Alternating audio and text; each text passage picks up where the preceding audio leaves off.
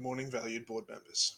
I'm your managing accountant, Matthew, and I'm here today to present to you my findings from our financial performance and how this pertains to our budgeting performance, our expectations, and where this leaves us going forward for next year's budget. As you can see from the first document in front of you, our sales target for the year has us expected to bring in a revenue of 6.3 million. This figure was calculated based on estimated sales targets of 15,000 tables, costing $420 each. Based on an existing inventory and subsequent inventory targets, we budgeted that we would need to purchase 77,000 kilograms of metal and 22,600 units of glass, bringing our total direct materials cost to 1.9 million.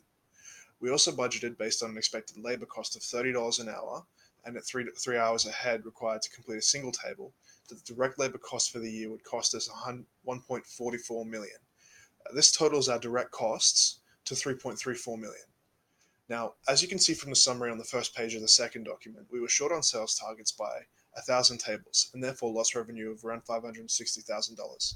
Now, as some of you can probably work out in your head, this loss of revenue exceeds the value of the tables, meaning there is not only a problem in our sales department, but also somewhere in our production lines too.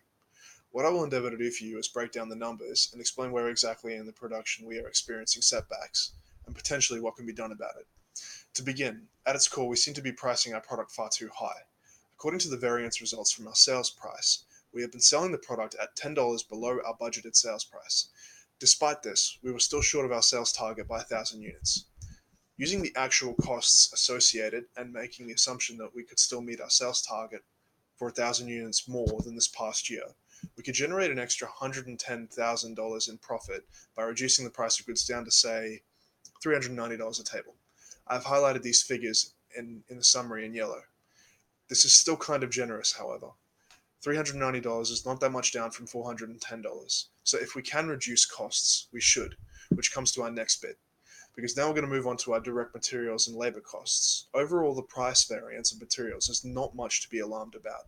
As we can see, the price of metal, which is in greater abundance than glass, it fell substantially. The cost of labor, however, rose by 10%.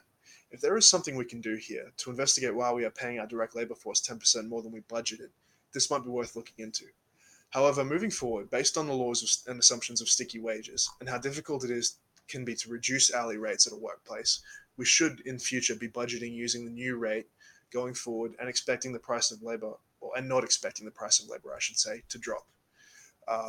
Where there is a real issue, however, is with our efficiency. As you can see in the final table, we are spending more, $90,000 more on total direct materials that we should have been, and $60,000 more on labor than we should have been to get where we are now.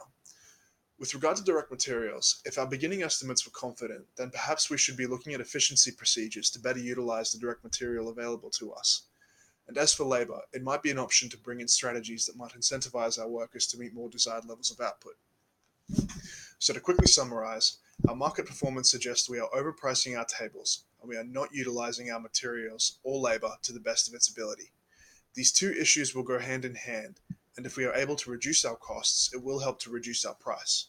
Please consider the following I presented, and as we look forward and we look ahead to the next financial year, and I will see you all again then to present our findings. Thank you for your time.